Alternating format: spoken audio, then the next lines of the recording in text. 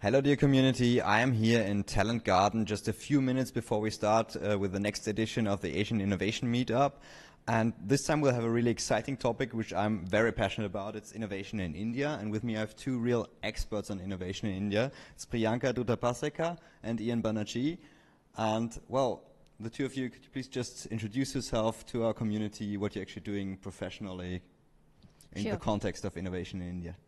Thank you, Stefan, for the introduction. I'm Priyanka Dutta-Passecker. I actually did my PhD in Trinity College Dublin in Ireland many years ago now. And from there, I moved into pharmaceutical sector. I worked for Novartis, UCB Belgium, worked into different diseases, Parkinson, Alzheimer's, multiple sclerosis, many others. And then I moved out of research and moved into more business field because I wanted to bring in the innovation to the market. And that's where I also worked with many biotechs, started my own company, and merging both Indian innovation and bringing it to Europe. And now I'm currently working for a B2B enzyme company and heading their sales and doing also business development, marketing together. Hello, yes, I'm Ian Banerjee. I am an urban researcher. I've been with the academia since 2008, that's about 11 years, and I've been looking at, actually in the last 20 years, I've been looking at urban innovations. So my field is not exactly education, which today, but urbanism. But in the last years, I discovered lots of interconnections between urbanism and education. So there's a convergence between educational planning and urban planning, and this fascinated me totally. So it's like, if we talk about innovation in India, I think it's important for the viewers to know, like, it's different than in Europe because it often comes like bottom up and like it's this thing which we call jugaad, you know, like when it's just like or frugal innovation, when it basically just happens because there are problems to solve. How do you actually perceive this, and how does it affect like the sectors in which you're active? So I'll say a jugaad is a Indian word, and that implies to homegrown methods, like you go around the innovation. You can kind of think about hacking, but it doesn't really implement for healthcare. But I will say frugal innovation, healthcare is a complete hub of frugal innovation. And if you think about our economy is growing, you have high demand from the consumers, and digitalization is coming, so healthcare sector is completely changing. And let's take an example. There is a company called Jaipur Foot. What they have done is they have brought a low-cost prosthetic limb that cost only $5. Wow.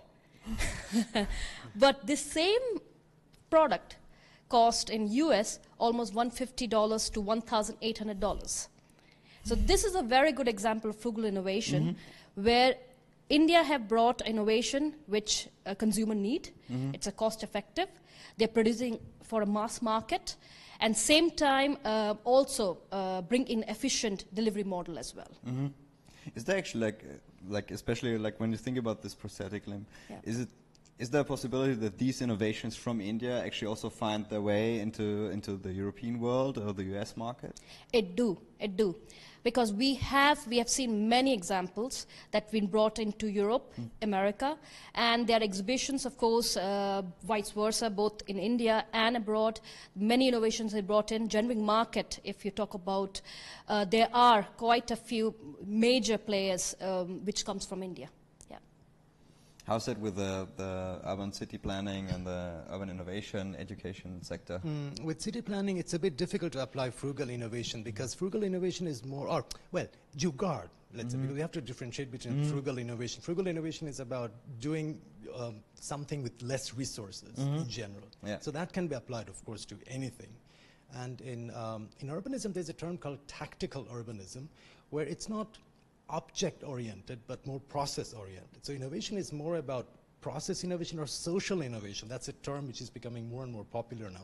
So social innovation can be very well applied in urbanism, in the urban context. And we see lots of that in India. I mean, that's happening on large scale, and there are NGOs, there are small communities that are trying to solve their own problems with very little resources. That's very exciting. Can you give some examples there? Maybe one example is about, I think it's in Bangalore. I don't exactly remember. It's one of those big cities where they have more or less solved the food problem. I mean, there's a lot of food waste, right? And globally, there's a massive waste of food, which is, we even have that in India. So this organization collects the food and distributes it to those who need it in a very ingenious way. So that is one of those innovations that would, that I would mention here. And which really solves a real problem. It solves a real problem. It addresses a real problem and solves it. So one focus of the Asian Innovation Meetups is always the focus of AI. How does AI work out in India and the sectors where you're active? So AI, if we think about the healthcare sectors, the AI leaders are working very hard to bring in innovation or AI into the healthcare sector.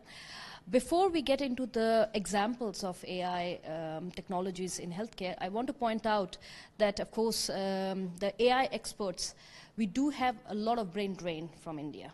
And there are many experts which are sitting as a CEO of global companies or setting up their companies in the Silicon Valley. So we do have potential to bring them back to bring, of course, implement AI in healthcare, I'll say. But there have been many companies. I want to point out one company called Cure AI. And what they have done is they've used machine learning and to analyze, diagnose tuberculosis.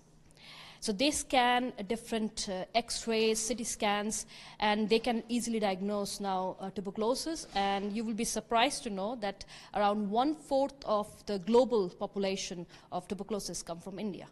Wow. So such a technology could be really groundbreaking. And there is one hospital in Delhi which is bringing a van with this X-ray machine, and it goes from small towns and scans people.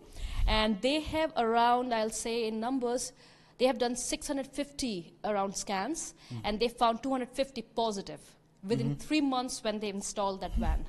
So this is the impact of course, such an innovation. And that also, this van that has to cope with different challenges because it's also the challenge of logistics, right? I mean, like, if you know Indian roads, I mean, that's also, there again, urban innovation is probably a topic, right? Yes, they do have to, of course, encounter all the breakdowns, but it's still such a... It has to be stable, the X-ray machine. And, but at least the concept is, of course, using such a technology for scanning. And the number of scans you can do to analyze, that's the importance, That's great. How does it work out in education? Well, in education, we have to address one of the key challenges of India in the educational sector is that we have too few teachers. We have a lack of about 1 million teachers. Okay.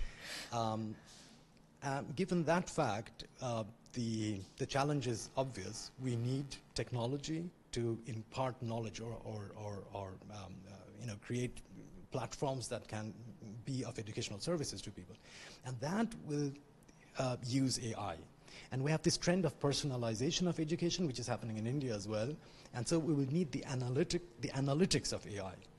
Not necessarily the coding, because we have lots of IT experts in India, so that's not the real problem. The real problem is creating new services for education using AI. So what are examples there? Like how do you use Well, one example is, I mean, there are lots of new platforms coming up. One was created by the founder of Infosys, which is the largest IT company of India. And he took some of his very smart guys and girls, I don't know if there are women ever, but they created an NGO which provides this education to to literally everybody. And at the back, behind this platform, they use a lot of AI and analytics and so on. So that's the one that I particularly know, where you can actually really go into it and see how you're improving your education and so on. But I mean, probably the largest app in India is Bijus, which is in 2018 they invested $540 million into that platform. So that's becoming really big, and I'm absolutely sure they use AI at the back as well. What does it do, Bijus? All kinds of things. It offers courses, it offers mentoring. There are courses that are that you have to pay for. There is mentoring which is for free. So it's a very complex kind of ecosystem, but relatively easy to use. Okay. So that's the biggest one in India now. But they are popping up very fast right now in India. if we speak of 540 millions investment, I mean, like, I also follow like the Asian startup media, and as an Austrian, you can become quite jealous if you see like the sums invested into Asian startups. What are like the big unicorns which you actually see in India? I'll say they are quite, you are absolutely right. There are a lot of investment. So if I just look into the investment done in 2019, it's almost $7 billion being invested in India for around 532 startups. So there are quite a lot of deals made in India, around more than 600 deals. And there are 21 startups which got funded for more than 100 million euros. But unfortunately for now, in the healthcare sector, there are not many unicorns. There are unicorns in area of fintech, mobilization, so different other part or other fields, not really in healthcare sector. But even said that, the healthcare sector is growing almost 10% every year. Wow. So definitely we do have potential of healthcare sector to be unicorns as well. And the company I mentioned before, the Cure AI, and they have raised 20 million just to start with, and just for a very simple tuberculosis app example. We have companies like Proctor, which is the online e-commerce platform for consulting doctors, finding doctors, and also making appointments. And they have raised more than 50 million euros. And that sounds like a rather simple solution. Yes, it's not deep tech, right? It's just it's a platform, so it's. But for India, it's a very big thing, because if you think about the rural areas, you don't have access to doctors. So such a technology or such a platform can help a lot, because now you can get doctors, specialized doctors. Say, think about cancer. You don't have oncologists everywhere, so they are sitting in special cities, and it's very difficult to get them, even get appointment with them. So it's now you can really do a video call example, you can plan and there are different technologies using AI as well to analyze different cancers, so they can tell you which cancer you have, and such an online platform can change a lot of things in India. But it may look very simple for, of course, for Austria or for America. Yeah. And I think it's also the question of how to reach the end user, right? Because it has to fit his device, or perhaps like, I mean, one thing with India is also like the still rather high rate of illiteracy. So you have to address these topics as well, right? Sure. This is very important what you said, because of course the awareness and the education, of course, link like each other, because the healthcare system and the diseases is linked with how much people are aware of the diseases and how early you can find them. So of course both the technology and the education is very important, because more you're aware, more faster you can find and of course find out about the disease and cure it. You can prevent the early death of people, because there is a high percentage example. If you think about breast cancer, around 50% women in India, when they're diagnosed with breast cancer, they die. So because they are too late to be diagnosed. So if we can have a technology to scan breast cancer, and there is one company who is coming up using the machine learning to scan much faster and much easier, cost-effective way, and that can help, of course, scanning and screening women, especially who is having breast cancers. Yeah. Which like mentionable startups do you see in the like urban innovation sector and the education sector? I can't really tell you now which other. I mentioned those Bijus and Xtep and so on. Yeah. But what is maybe interesting, I mean, from the perspective of an urban researcher, what we see is there are lots of locally specific startups or platforms that have been created. For example, in Dharavi, in one of the largest slums in India, they created an app which is specifically designed for the locals in Dharavi, and it's about learning language, basically. I mean, language is a very important thing, right? And what I see as a global trend in that intersection between educational planning and urban planning is that education need not necessarily be focused to single persons. So it's not about creating intelligent individuals, but it's about creating intelligent places. And this is a very interesting development which I see around the world. I mean, I've collected lots and lots of stories. And this I'd really love to see in India happen, where it's not, generically producing content for millions of people, but looking at certain specific areas, what are the needs there, and creating those, those locally specific designs for locally specific challenges and local people. And that's something that's taking off slowly in India. But those won't be very big. It won't be a unicorn. But it'll be a very intelligent, specific kind of solution for places. It's like, especially Dharavi, I mean, to the viewers, this explanation, like it's, I think even one of the biggest slums in whole Asia, and it's a slum in Mumbai. And anybody who has been there like, just knows how big it is. So I think it's really fascinating that like the people living there, and many of them, I think have to live off, I think, €1 per day or something, and they can use smartphone technology to actually like probably get to another level and improve their own life, right? Absolutely. I mean, the connectivity issue has become really big because we have 400 million phone users. I think it's the second largest in the world. And in Dharavi, everyone has a phone. Even if it's a smartphone? Oh yes. Okay. I was there with my students. And we went into the slums, and there was this boy who showed us his the app that he uses to communicate with the city. There's a special app, where they have their grievances or so on, so they talk with. But this was not in Mumbai; this was in Delhi. So we became really aware of how fast this technology is developing, and they're coming up with very, very intelligent and interesting solutions. Wow, this I think is always fascinating because it's true leapfrogging. Absolutely. I mean, like many of them probably never owned a computer, but now they own a smartphone, so that's leapfrogging. Absolutely, yeah. That's going to, the cell phone, the smartphone is going to transform India in an incredible way. And that's also what Ting, the organizer of the Asian Innovation Meetup, also wrote in her column last week. This point that we have this high number of connected people, but also still, I think, the highest number in the world of still not connected people in the world. So there's still room for growth, which is really fascinating also. Absolutely. Priyanka, I want to tap your brain also because you said you had a startup in India. So like if Austrians want to expand to the Indian market or cooperate with Indian startups, what pieces of advice can you give to them? So I'll say I had a startup on the consulting for the stem cell, and I was consulting for European companies. Staying in Europe, it was a bit of different scenario, but of course, if the companies from Austria want to connect with the Indian startup, I will say that the most important, you have to visit India. It is key because you will not able to do any business unless you are in India. Of course, it depends on which industry you're talking about. Healthcare sector, generic market, it's quite broad.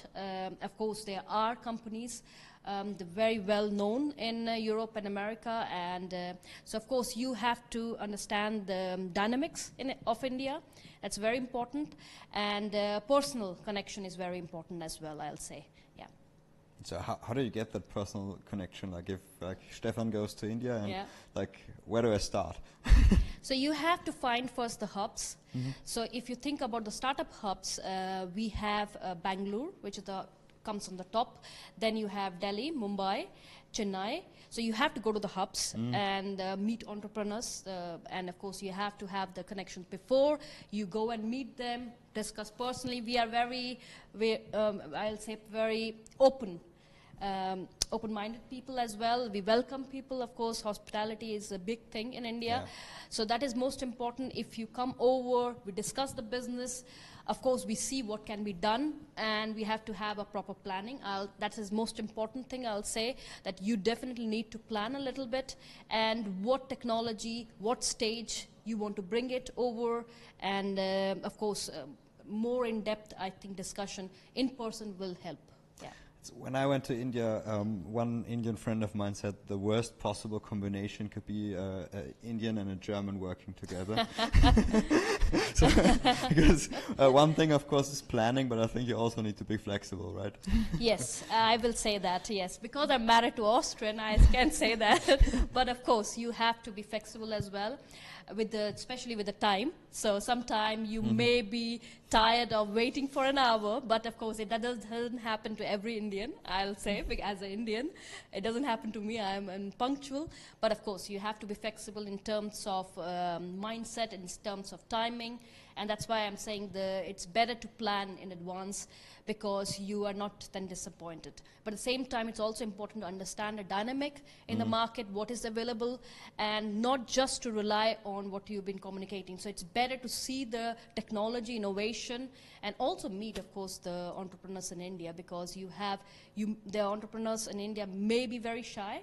So you may have a better relationship if you go over, and you can break the waters, and of course, much more good business relationship you may have.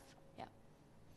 Okay, final question to both of you. Actually, I mean, we talked a lot about like the businesses and the people and so on, but like the meetup is often actually focused on innovation in China, and in China everything is like government driven. How is that in India? Like how much innovation comes from the government, and how much innovation comes from the people and the businesses? I'll start. I'll say government is also very supportive. In healthcare system, of course, government is bringing in policies. In 2018, we had a policy, Ayushman Bharat. It's to help 1.5 million poor families. But in terms of innovation and startup, as I said, in the startup, around $7 billion been raised for the startup, but it comes not only from the government but also from venture capital. I'll give one example, industry in cell therapy. It's a very, very new industry, and a company called Advanced Cell have raised almost €5 million to start the innovation in India. And now it's already have done first trial in multiple sclerosis. They have therapies for orthopedics example. So government is very supportive for entrepreneurs. Yeah. You agree? Yeah, I agree totally. And I think what is very difficult, even for governments in times of change that we live in now in the 21st century, is to decide the landscape of funding. Like what should be funded, how to prioritize which sectors have to be funded.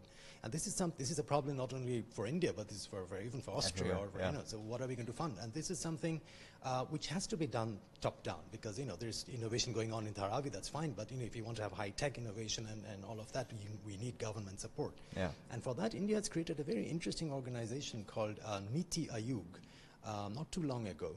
And they have taken up this challenge of framing the challenges of the 21st century and responding to it with very, very interesting approaches. I'm really impressed. I'm really looking at how the organization is going to develop. And it addresses like from poverty to artificial intelligence, from the localizing SDGs to healthcare. So there's huge agenda, but they have some very smart people there. It's great to hear. So yeah, thank you for your time, and I think we actually have to hurry up and close this down now because the first guests are arriving. So thank you, dear community, for watching, and well, let's hope that some of you perhaps also expand to India and cooperate with Indian startups, because there's a lot of potential there. See you soon, and thanks to the two of you again. Thank you. Thank you.